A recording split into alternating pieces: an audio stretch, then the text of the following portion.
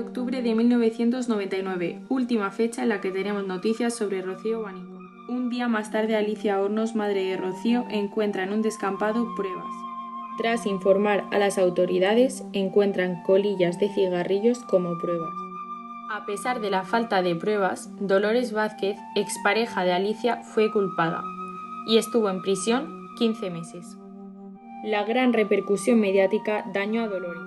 Un año más tarde se produjo la desaparición de la joven Sonia Caravantes, y en cuya investigación también se encontraron colillas. Finalmente se encontró a Anthony Bromwich, asesino de las dos jóvenes, el cual sigue cumpliendo su condena de 55 años en la cárcel.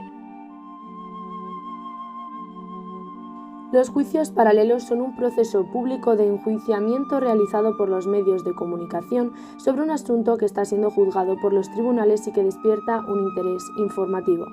El caso Guaninkoff fue un ejemplo claro de lo que conocemos como juicio paralelo. Este fue desde el principio muy mediático y se levantó una campaña en contra de Dolores Vázquez por parte de los medios de comunicación. Cabe destacar que el caso tenía todos los elementos que suelen gustar a la opinión pública: la desaparición de una chica joven en una pequeña localidad y día después es encontrada asesinada. En cuanto a la documentación relativa a la investigación llevada a cabo en la prensa escrita, nos centraremos en las noticias publicadas por el diario El País, que en su página web tiene una sección dedicada al caso Guaninkoff. En las siguientes imágenes podemos ver algunos de los titulares de la época.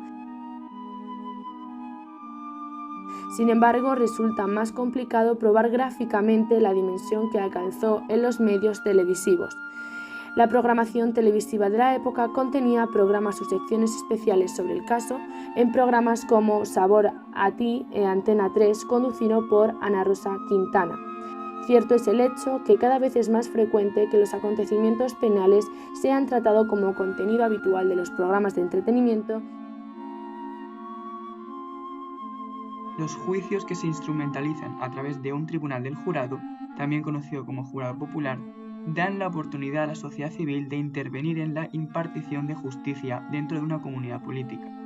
La Ley Orgánica 5/1995 del 22 de mayo del Tribunal del Jurado establece un sistema de jurado puro.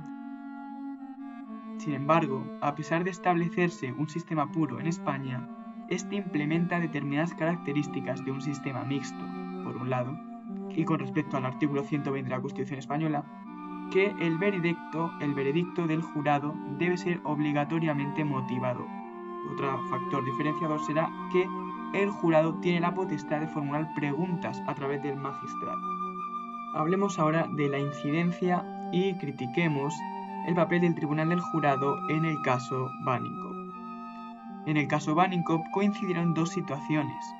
La primera fue que se reveló de manera indebida diligencias de instrucción que nunca llegarían a ser prueba valorable por el jurado. La segunda fue que se publicaron reportajes de opinión sobre la acusada, Dolores Vázquez. Ambas situaciones pudieron dañar gravemente el derecho a la presunción de inocencia de la acusada. Ya se ha dicho, la tragedia de la desaparición de Rocío Guaninkoff ocurrió en el año 1999 y no es hasta 2001 que Dolores Vázquez es condenada a 15 años de cárcel por un delito de homicidio que no cometió. Cabe mencionar que la homofobia ha existido desde siempre a lo largo de las diversas culturas de la historia en diferente medida. Así pues, 4 años antes de que diera comienzo el caso Guaninkoff, permanecía vigente la Ley 16/1970 sobre peligrosidad y rehabilitación social, que consideraba la homosexualidad un acto delictivo que debía ser tratado. Además de que no es hasta 1990 que la OMS elimina la homosexualidad de su lista de enfermedades. Así pues, en un contexto social en el que recientemente se consideraba la homosexualidad un delito y una enfermedad que debía ser tratada y en donde recientemente había ocurrido un caso similar, el triple crimen de Alcácer, en donde uno de los culpables logró darse a la fuga, la sociedad necesitaba encontrar un culpable cuanto antes, dando con Dolores Vázquez, una mujer lesbiana que los medios de comunicación le hicieron ver como total responsable del homicidio, debido al odio que sentía por Rocío al ser la causante de su ruptura con Alicia. De esta manera, los medios de comunicación aprovecharon el hecho que fuera lesbiana para formar el estereotipo de lesbiana masculina, describiéndola como una mujer rencorosa, posesiva y calculadora, y destacando su fuerte musculatura para atribuirle cuestiones masculinas. Esta lesbofobia que se transmitió por televisión y vía prensa fue contagiada a todos los ciudadanos que estaban al día con el caso, y no solo a los ciudadanos, sino también a los miembros del jurado y a la Guardia Civil, quienes se vieron condicionados a la hora de incriminar a Dolores.